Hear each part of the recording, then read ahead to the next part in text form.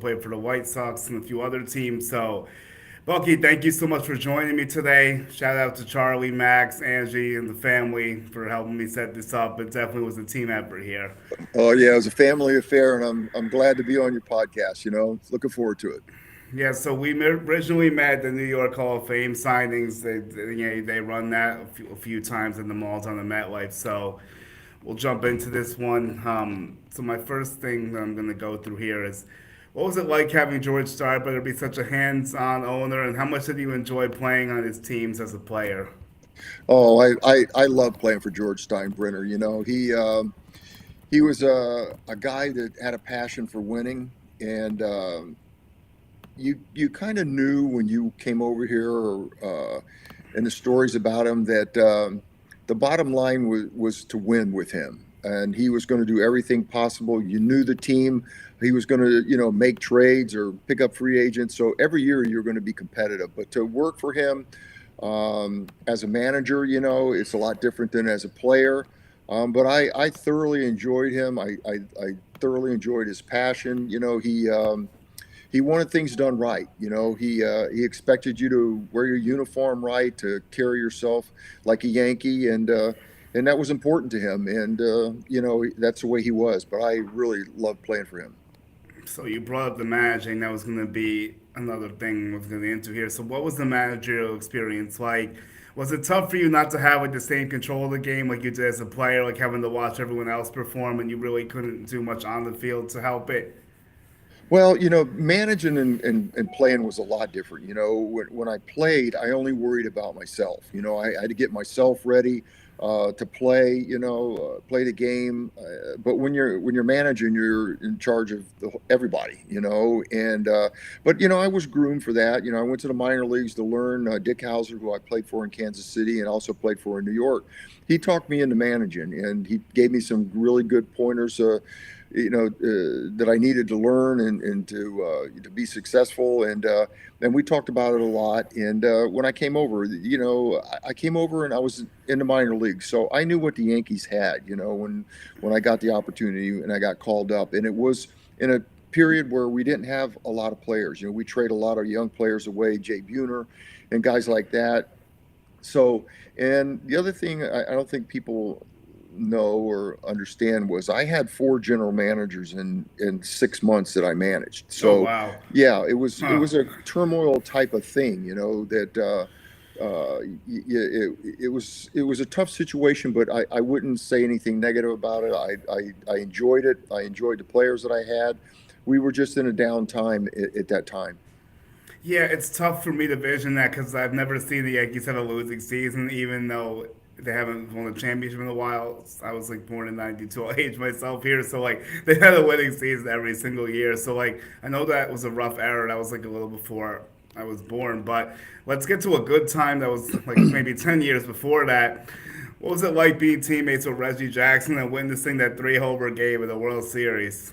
That was really, really exciting. I mean, to be a part of that, that was my first World Series.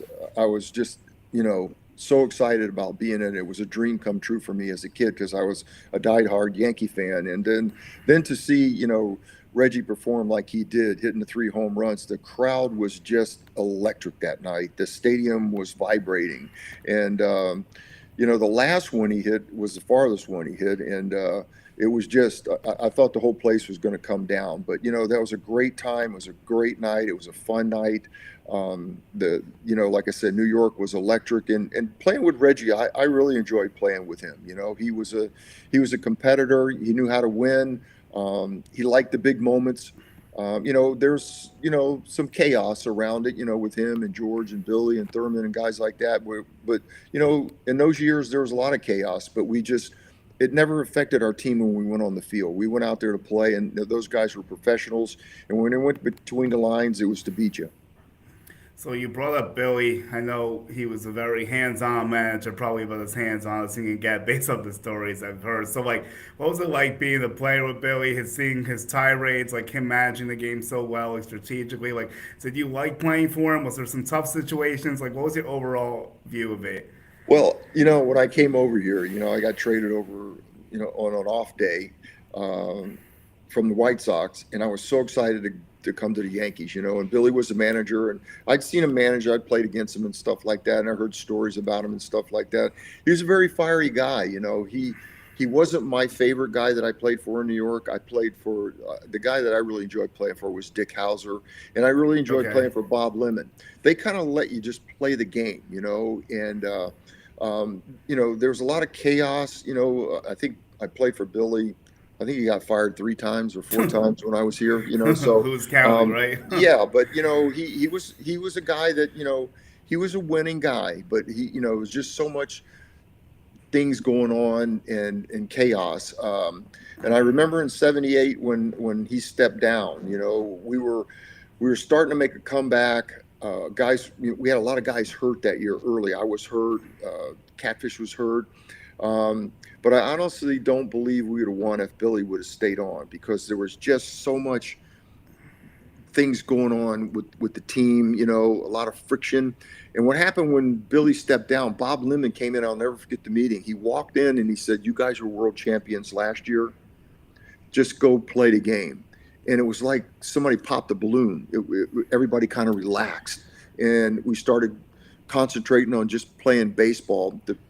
The other thing was the papers were on strike, so there was no negativity being written. You could just, you know, not have to worry about picking up the paper and see this guy's against this guy, you know, Billy's against it, whatever, you know, all the negativity. So everybody kind of relaxed, and we knew we played the Red Sox 7 times in September, and if we picked up one game every week, by the time we get to September, we had a good shot at catching them, and that's what happened.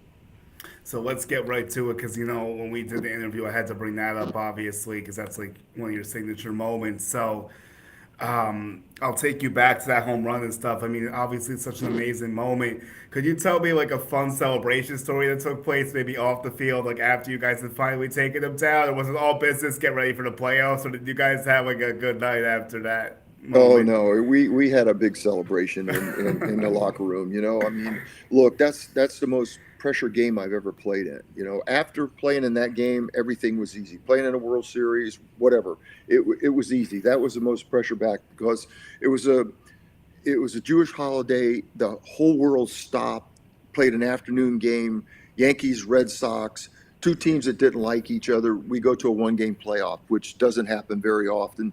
And there was a lot on the line. And you know, we had come back from 14 games. I give the Red Sox credit because they had won the last 6 games or 7 games, and we lost the last day to create the one-game playoff. But it was electric. The crowd was electric, and the feeling of the game. Before the game, our guys were loose like they normally were, joking around and stuff like that. But as the game went on, you could feel the tension start to build in the game. You know, the crowd started getting more in it. You know, every out became very, very important. But after it was all over and Goose popped up, Yastrzemski to third base, you know, we went in and we really celebrated, and we had a good time. It didn't last very long because we had to get on a plane and go to Kansas City and play the next day. So, but we had a great Okay. time. You know, it was an awesome feeling, and it was just a great game. Yeah, it just looked like one of the better games of all time, probably. I'm sure it was awesome. And just to come back after the 14 games, and you told me how you were injured and you fouled the ball off your foot, and, like, and you switched bats and cracked the bat and everything. Like, there's a lot of behind the scenes stuff that people wouldn't know, I guess. Oh yeah, yeah, yeah. I fouled the ball off my foot. I wore a guard pretty much all year, but I didn't wear it that day because I said 1 game playoff, I'm not going to wear my guard, and I was struggling a little bit, you know. So Mickey, we're joking around. I said, "Hey, homie, let me borrow your bat." You know, I said, "Let me try your bat." So I got in there, took some swings, started feeling good. You know, started hitting the ball pretty good. You know, BP, and but I hit a ball off the end of the bat and it got a hairline crack. So. Um, the first 2 times up, I just went over to the rack, pulled one of his bats out, and went up and, you know, and hit. But in the 7th inning, I pulled the bat out. Luckily, when I fouled the ball off my foot, I went back, and Mickey walked over after when they were spraying the stuff on my foot, and he said, "Hey, homie," he says, "you got the wrong bat. That one's cracked." And I really wasn't paying attention to him because my foot was killing me, you know. And so I started to go back to the plate, and the bat boy walked up and gave me the bat. Said, Mickey said, you know, use this bat. And I said, okay. So I walked up, and the first pitch, Torres threw a fastball down and in, and I hit it pretty good. I didn't know if it was going to go out, but there's a shadow on the wall, and when I got to first base, I rounded first base, and I saw the umpire had signaled a home run, and I saw Yastrzemski had buckled at the wall. He went down to his legs, and I do remember, rounding second base, third base, how quiet Fenway was. I mean, it was very quiet except for the sprinkling of the Yankee fans. I could hear them. And, people always ask me all the time, well, what were you thinking after you hit the home run? The only thing I was thinking was we're ahead, but we got 3 more innings to go, and they got a pretty good lineup. So, you can't get overjoyed right there. Right, because it's not a walk off; it's a significant go ahead, but like you still have 3 innings left, so like That's that's a right. good point to Yeah. stay locked in there. It's probably was a challenge, I'm sure, just because it's such a big shot. But like, here's an interesting thing: do you think it was harder to tell if the ball goes out of Fenway now back then because there was no seats? You could probably tell easier today, like if you had the seats, right? It was probably harder to tell with a vantage point without the seats. Well, I hit it on a line, and there was a little bit of a shadow on the wall there, and I was running because I was going to be the winning run. I was going to try and get to second base, if the ball hit off the wall, so I'd be the Yeah. winning run. So I really didn't know if I hit it high enough Okay. to go out. There's a couple times over the years that I went back. Actually, I took my wife Angie back up there. We were doing a story, and I was showing her where the ball went out. Where approximately it went out, and it was just different. I mean, seeing seats up on the wall and sitting up there was really different. I think it's awesome. It's a great seat, but yeah, the ball was there was a shadow, and I really didn't see the ball go out. Yeah, it's just crazy how much stuff has changed over time. Hmm. So I'll bring you back to that mindset you were talking about.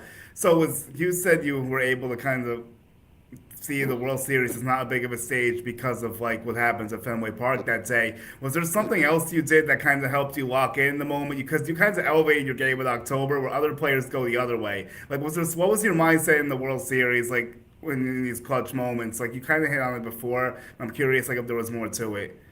No, you start. You know, baseball's kind of like streaks follow streaks. When that game started in Boston, I was struggling a little bit. Then we went into the playoffs, and as you get through those, the playoff with Boston and Kansas City, you start to get locked in. I did a lot of visualization. I worked on my concentration a lot. And I started to feel really good during the World Series. Hitting the ball, and I'd been in a lot of championship series from little league to high school through the junior college, and through the minor leagues. You're through moments that Okay. are pressure packed moments. So you learn how to focus and how to put yourself in those situations where, you're ready and you're talking through situations and things like that. But, like I said, after the game in Boston, everything seemed to be no pressure. That was the pressure packed game of all time. One of the greatest, I think, one of the greatest games ever played. But, we had beat the Dodgers in '77, and those teams didn't like each other. The Dodgers didn't like us, and we didn't like the Dodgers. So here we are back again, so it was a combination of we didn't want to let them beat us. We went down 2 games, and then on the plane back, Munson was joking around. We're all joking around on the plane, and he says, "Hey, listen, we weren't picked to win the division 14 down. We weren't picked to beat Boston. We weren't picked to beat Kansas City. And now we're 2 games down. But guess what? We got Guidry pitching Friday night, and we go back home. We beat them Friday night. We're going to beat them 4 straight. We're going to win the World Series." And that's what happened. It was, he called it. Yeah, sometimes you just gotta believe. So, how often do people still stop you to talk about that? It's like a daily occurrence. Like, it's tough to get by a day without someone bringing up the Homer. Oh yeah, pretty much, and I love it. I love it because as a kid I dreamed of playing for the Yankees. I dreamed of a big moment, in the backyard, hitting a big home run, and all those things happened. I got traded to the Yankees. I won a World Championship in '77. I got to hit one of the biggest home runs in history, and win another World Championship. So all those things, it's just great. I mean, I had a wonderful career. I wouldn't change anything, other than getting traded from the Yankees. Yeah, I mean, But all those things they're just great moments. so speaking of great moments, that World Series in '78, when you talk about carrying momentum, you really just took it all the way through. You were like 10 for 24. You had a 417 batting average, I think, in the World Series. You win the MVP, 7 RBI. So like, how crazy was that to be such a to contribute at such a high level to them going back to back? Well, it's a great feeling, I mean, there's a couple guys that had great World Series. Brian Doyle had a great World Series. Nettles had a great World Series, playing third base, making all the plays and stuff like that. And it was a tremendous honor for me to win the Most Valuable Player, But that's the thing um, that was so great about our team, that we had certain guys that I call them glue guys. We had our Right. stars. We had our Reggies and Munsons, but then we had the Brian Doyles, the Fred Stanleys. The guys like myself, the quiet guys like Roy White. Everybody contributes when you win a World Series. And that's the thing that's so neat about it. And that team, those teams that I played on. Those guys were fun, but they were business when you went to the park. You better be locked in, ready to play, or somebody was going to say something to you. Yeah, no, that seems to be how they get it done. So let me try to parallel some stuff here. So we just saw the Dodgers go back to back for the first time since the Yankees did it in like 25 years or so. Like, why do you think it's so much harder for teams to go back to back today? Do you think it's just like the way the game is, like how many big contracts there are? It's just like harder to like consistently win. Like, what do you think it is? Well, I think it's harder because of free agency. Guys are chasing the money, and you win, then everybody wants to pattern their team like your team. And the Dodgers were kind of like we were with the Yankees with Mr. Steinbrenner. He was going to do whatever he could to put the best team on the field. And he went out and he did it. The Dodgers are the one team, they're not afraid to spend the money. And they pretty much the nucleus of the guys that they've had before, except maybe a guy change here, a guy, and that's the way it was with us. When we won in '77, we didn't change a lot of our guys, and we were built to win. And George was going to do that. And so, but now I think because of free agency, guys jumping around, and it's a little more harder to repeat. Yeah, I definitely agree. There's more parity than there was too. It Yeah. seems like a lot of middling teams and then there's some at the bottom and the top. So let's go specifically to the Yankees. Like this is probably a hard question to ask, but I'll give it my best ever here. Like, why do you think they haven't won in 16 years? Like, what do you think they need to do to get back to the top? Well, I think it's important, like when we were winning, we were built in a certain way. And, I think over the years, the Yankees, when they started their run in '96, I was coaching with Texas and they beat us 3 times, '96, '98, '99. I thought we had a really good team, especially one in '99. But they had things, they had that character, that that we had, that mindset that you are not going to beat us no matter what. And about 5 years ago, I said when I was doing my podcast, when we were doing COVID, the Yankees got beat. And I looked up, my stepson looked it up. He's an analyst for MLB. Yep. And he said the Yankees in the history of the World Series had never won a World Series without left-handed power. They were more right-handed power oriented back then. Mm-hmm. And they got beat. They got shut down by the Astros and they got beat. And then now we've switched over to being more left-handed power. So I think that you need to have a balance. I think, you have to have a balanced lineup.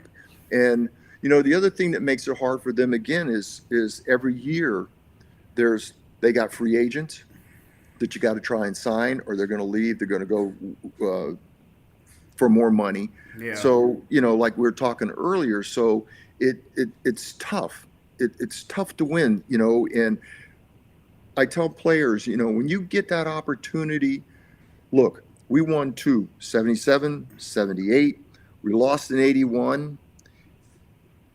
Me as a player, I never had another opportunity to play in the World Series. So sometimes you only get one shot at it. But as far as the Yankees, they're they need to have a little bit more balance, and they have to have some of those glue guys, those guys that are just tough, gritty guys. That's what I see. I mean, you put that. Look at the Toronto Blue Jays this year. Look how they were built. They have their stars, but these guys come from nowhere. Clement, you know, uh, he had a great World Series. You have guys that are stars that are hitting home runs and stuff, but you have other guys that play the game of baseball. You know what I mean? They they'll bunt. All the analytics goes out when you're in a World Series, and then you have Right. guys that put the ball in play. They don't strike out a lot. I think one of the statistics I saw was against the Yankees, they had 38 two-ball counts, two strike counts, excuse me, and they put the ball in play. I mean, so that's the thing that I think when you're talking about you need a good group of guys that are on the same page, and there's nothing going to stop you in the mindset that you're going to win. Yeah, I think you hit the nail on the head. I definitely think they're missing a lot of glue guys. I really do agree with that because like they don't really have guys that elevate their game in October. Like it's been the opposite. Like people have been going the wrong way. I think a Right. good glue guy could be Caballero. I feel like that's a guy you might appreciate maybe going forward. Or they kind of threw him in late this year. I think that could be like a good glue guy maybe. But they need more. They definitely need more of those type of guys. Yeah, and you need those guys that are just baseball players, what I call baseball players. That no matter what, they're hustling, they're diving all over the place, making plays, and it's like I said, it's tough to put those teams together now because you got one guy here, you got two or three guys here, and then two guys leave, go free agency, and it's just a little more tougher to put those teams there. That's why you got to admire the Dodgers now Yeah. in this time because they've kept their team together and they won back to back, and they could do it again next year. You never Yep, know. they might. That's a Yeah. scary thought, but they could. And like another guru guy that I feel like you would really resonate with is Kike Hernandez. Is like the perfect example of what we're talking about. Like he's such a good playoff player for the Dodgers. He helps them win every year. Oh yeah, like you said, those guys they when the lights come on and the big spotlights come on, they elevate their game. They concentrate. They make plays. I mean, look at the last game against Toronto. Bases loaded, guy smokes a ball, second base. He comes up with a tough play, throws a guy out the plate, and then the next ball was hitting the left center, which you thought the game was over. And Yep. that center fielder comes out of nowhere and makes a Hmm. great play. And that's what it takes to win. You do the unthinkable sometimes. All right, so I'll take you back in time and we'll wrap up soon. So, like, you're talking about being a Yankees fan, but you were born in Georgia. So, like, what drew you to be a Yankees fan? Was it just like how big their brand was? Were they winning back then? Like, did you resonate with some of the players? Like, and like, what was some of your background growing up, like, getting into baseball? Did you know you always wanted to be a baseball player? No, actually, I like football more. Oh My wow. brother was a big factor in me playing sports. He was 10 years older and he taught me how to play the game. He taught me to be tough, and there was no excuses with him when I played. He was ahead of me. But what happened back then was um, the World Series was played in the daytime.